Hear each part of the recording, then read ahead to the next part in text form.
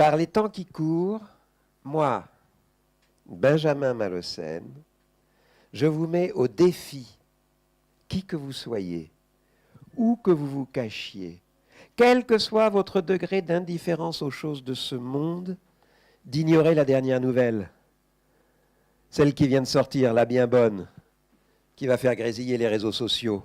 Alors, le mois de janvier a été beaucoup plus gai grâce à la sortie du nouveau roman de Daniel Pénac et à la surprise générale, c'était un nouveau Malocène. Et puis, on retrouve Benjamin Malocène, le meneur de cette famille, de cette fratrie, qui est toujours présent, toujours bouc émissaire et toujours pris dans les affaires contre sa volonté. Eh bien, écoutez, en 85, enfin plutôt en 82, je lisais un livre que j'ai par hasard dans la poche de mon imperméable et que je relisais dans l'avion en venant, qui est le bouc émissaire de René Girard. Un jour, je l'ai rencontré. J'ai dit, écoutez, je vais faire un roman populaire, je ne savais pas à l'époque que ce serait une série, avec un personnage qui serait un bouc émissaire professionnel, c'est-à-dire qui sera salarié pour se faire engueuler à la place des autres, explicitement, c'est un métier. Alors ça l'avait amusé, il m'a donné sa bénédiction et j'ai écrit Au bonheur des ogres. Alors la saga Malocène a commencé au milieu des années 80 avec Au bonheur des ogres.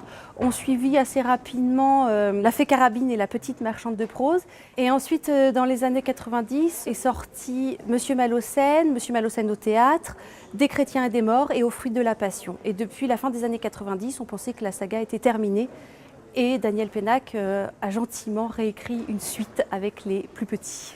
Le désir de refaire un Malocène, alors que j'ai évidemment juré mes grands dieux que j'en ferais pas, ça c'est ça. Les écrivains sont souvent des ivrognes. Et c'est que j'avais... En fait, ça s'apparente à une envie de lecture. J'avais envie d'écrire sur le même ton, un peu comme on a envie de retrouver un auteur, une lecture. Comme on a envie de relire ou de relire. Voilà. Vous vouliez relire un Malocène, finalement. Voilà. Vous aussi. Et tant qu'à faire, autant l'écrire.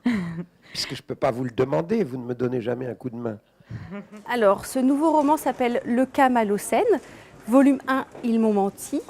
Et on suit Benjamin Malocène dans ces montagnes du Vercors où son objectif est de protéger un auteur qui est en danger de mort, mais qui doit absolument finir son second roman. Et à Paris, un homme d'affaires, Georges Lapieta, est kidnappé le jour où il doit recevoir son parachute doré. Alors, quel lien entre la famille Malocène et cette affaire d'État? Bien sûr, forcément, avec cette famille-là, il y en a toujours un. Benjamin est le narrateur de la saga, en réalité. Mais c'est un narrateur particulier parce qu'il raconte une histoire à des lecteurs, c'est-à-dire à vous, sans se rendre compte qu'il met le lecteur au courant des horreurs qui vont lui arriver. Il ne s'en rend pas compte. Et quand le lecteur découvre que Benjamin, qui est en train de raconter cette histoire, fait tel acte qui manifestement ne peut que lui créer des ennuis, Benjamin, lui, ne le sait pas. Alors c'est fait pour que le lecteur tremble à sa place. Ou râle, se dit ce con, mais il fallait qu'il se taise. Pourquoi a-t-il dit ça? Mais qu'il se taise. Et ça, c'est un jeu littéraire qui est assez amusant à faire pour l'auteur. Parce qu'il y a l'auteur aussi, il n'y a pas que vous. Il faut que l'auteur s'amuse un peu aussi.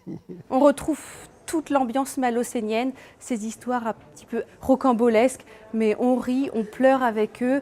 Et on retrouve aussi toute cette malice de Daniel Pénac qui joue avec ses personnages et qui joue aussi beaucoup avec les mots.